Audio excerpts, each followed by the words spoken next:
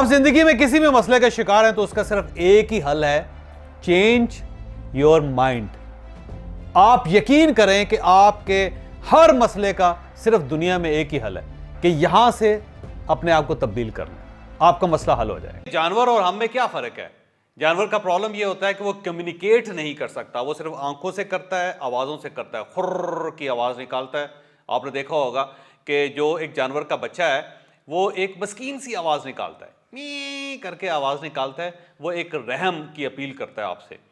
और जो बड़ा जानवर होता है वो क्या करता है, खुर्र की आवाज़ निकाल के आपको डराता है। तो उसके पास सिर्फ ये आवाज़ें होती हैं और इसके अलावा आई कम्युनिकेशन।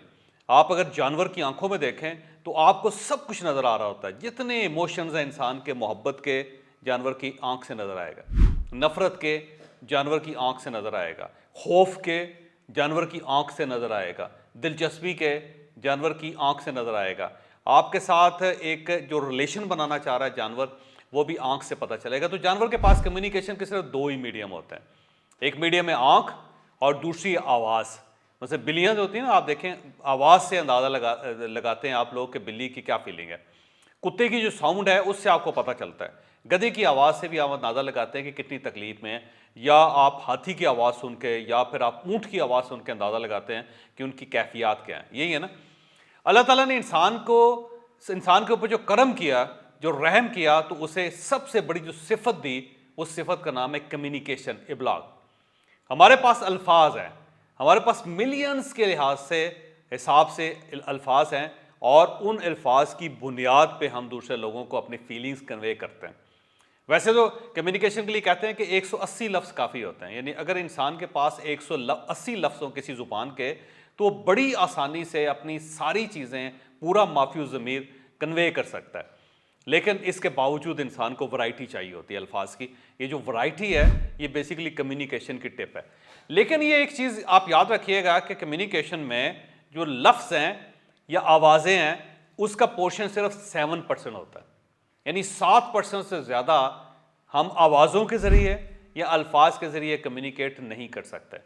बाकी जो 93% कम्युनिकेशन है वो बेसिकली नॉन वर्बल है, उसमें लफ्ज़ नहीं होते, वो एक जेस्चर है, एक फीलिंग है, और जो फीलिंग है उससे हम कन्वे करते हैं। मसलन देखिएगा जो लोग पॉजिटिव होते हैं वो बोलते नहीं हैं, लेकिन जब आप उनके रेडियस में आते हैं तो उनकी जो पॉजिटिविटी है वो आपके ऊपर अफेक्ट करती है।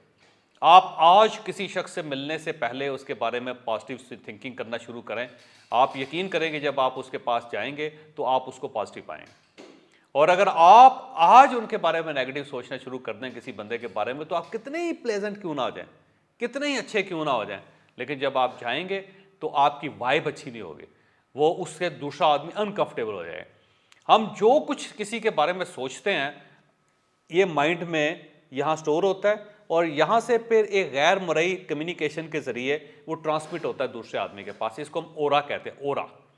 ये जो ओरा है वो बेसिकली 9 लाइट्स हैं। वैसे तो आपको पता है 7 लाइट्स होती हैं, लाइट के 7 शेड्स होते हैं, लेकिन जो ओरा, ह्यूमन ओरा है, उसके शेड्स ज़्यादा हैं, उसके 9 हैं।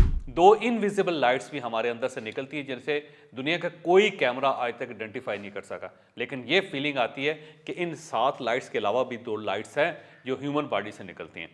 वो जो 2 लाइट्स होती हैं वो बड़ा मेन किरदार अदा करते हैं। वो बेसिकली एक कम्युनिकेशन डेवलप करती हैं एक बंदे के दूसरे बंदे के दरमियान, और उसका ताल्लुक जो होता है फीलिंग के साथ होता है। अगर आप किसी के बारे में अच्छा सोच रहे हैं तो दूसरे आदमी को प्लेजेंट फीलिंग आएगी, अगर आप किसी के बारे में बुरा सोच रहे हैं तो दूसरे आदमी को बुरी फीलिंग आएगी। आप किसी आदमी को धोखा देना चाहते हैं तो दूसरे आदमी को फीलिंग आएगी कि मुझे इससे खतरा है, ये है बंदा बड़ा अच्छा, दाढ़ी रखी हुई है, खुशबू लगाई हुई है, बड़ी इज्जत के साथ एहतराम के साथ मिलता है, लेकिन मैं इसके साथ कंफर्टेबल नहीं हूँ, ये कहीं ना कुछ गड़बड़ करना चाहता है। हम अगर किसी आदमी से कोई फ़ायदा उठाना चाहते हैं और वो फ़ायदा अगर हमारे दिमाग में है तो आप यकीन करें कि दूसरे आदमी को कन्वे हो जाता है, उसे फीलिंग आ जाती है। सर मेरे एक दोस्त हैं, वो बहुत बड़े बिजनेसमैन हैं, वो ये कहते हैं कि जूँ ही आदमी मेरे कमरे में आता है तो मुझे पता चल जाता है कि ये क्यों आया।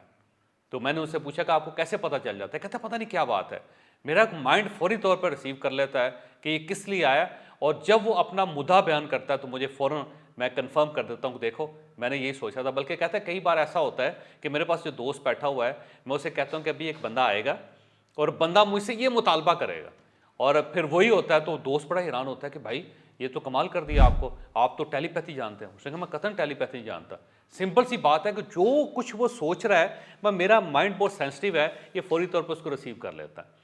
तो ये कमाल होता है इंसान का कि इसके अंदर एक ट्रांसमीटर भी है जो फीलिंग को ट्रांसमिट करता है, और फिर इसके अंदर एक रिसीवर भी है जो रिसीव कर लेता है हर चीज़ को। तो कम्युनिकेशन जो है ना नॉन वर्बल ज़्यादा होती है, 97% 93% जो है वो नॉन वर्बल है, उस पर कोई लफ्ज़ नहीं है, और लफ्ज़ों का ताल्लुक सिर्फ 7% है। इसलिए अक्सर होता है कि आदमी बड़ी तफसील के साथ वकालत कर रहा होता है, बड़े बड़े लफ्ज़ बयान कर रहा होता है, लेकिन जो सामने मौजूद शख्स है वो कन्विंस नहीं होता। वो कन्विंस इसलिए नहीं होता कि उसकी जो 93% नॉन वर्बल कम्युनिकेशन है वो एक और फीलिंग दे रही होती है, और उस फीलिंग की वजह से वो शख्स जो है वो इतनी जल्दी मुतासर नहीं होता उस बंदे से। तो कम्युनिकेशन का ताल्लुक ही है। आपने क्लिप देखा, ये क्लिप हमारा एक सेशन था पर्सनैलिटी डेवलपमेंट का, उसका हिस्सा है।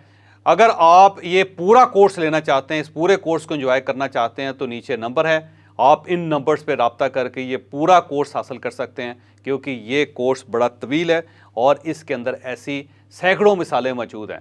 तो आप हमसे इन नंबर्स पे रब्ता कर सकते हैं और पर्सनैलिटी डेवलपमेंट का पूरा कोर्स हासिल कर सकते हैं।